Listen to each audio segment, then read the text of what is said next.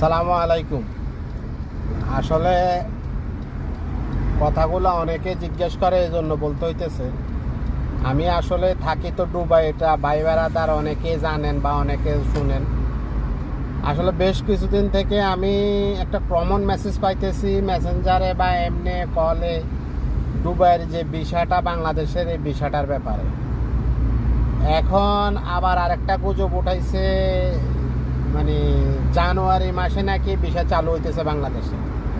আসলে ভাই প্রত্যেক বছরেই এই যখন বছর শেষ হয়ে আসে তখনই বলে জানুয়ারি মাসে বাংলাদেশের ভিসাটা চালু হইব, বাংলাদেশের ভিসাটা চালু হইব।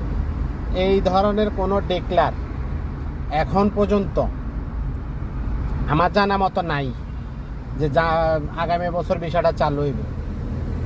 অনেক টাইপিং সেন্টারে এই ধরনের কথা বলে বা অনেকের কাছে বলে যে ভিসা চালু হচ্ছে বা কিছু।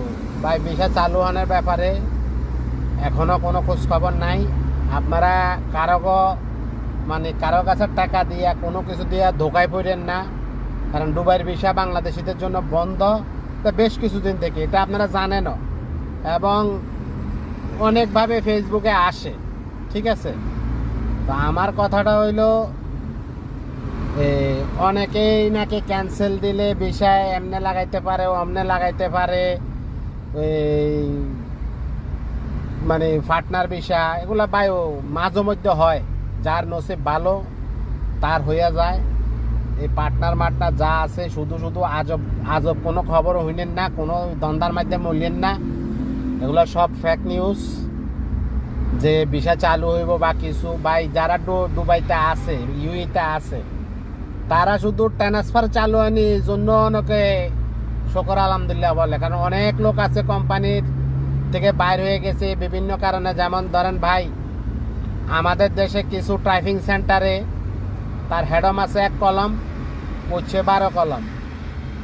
মানে টাইপিং সেন্টারদের কারণেই অনেক এই বাংলাদেশের ভিসাদের জন্য অবস্থা খারাপ। কারণ এমনও লোক আছে চিকিৎসা দিতে পারে না, তারা নকল ডাক্তারি সার্টিফিকেট দিয়ে এই দেশে ভিসা দিয়ে লই আইছে। এখন কোনো সময় পুলিশ চেকিং বা সিআইডি চেকিংয়ে পড়ে, তার চেহারা জামা কাপড়ের দিকে রেললে আর ও ডাক্তারের চেহারা জামা কাপড়ের কথা চিন্তা করলে বোঝা যায় এগুলা যে নকল করছে, বা বিভিন্ন ইঞ্জিনিয়ার বা বিভিন্ন বড় বড় পদে দিয়া ভিসা বাইর করে আনছে। আমার কথা হইল, অনেকে কইব দেন আমার টাইপিংয়ে দেন, আমি ভিসা বাইর করে আইতেছি, এই করতেছি সেই করতেছি।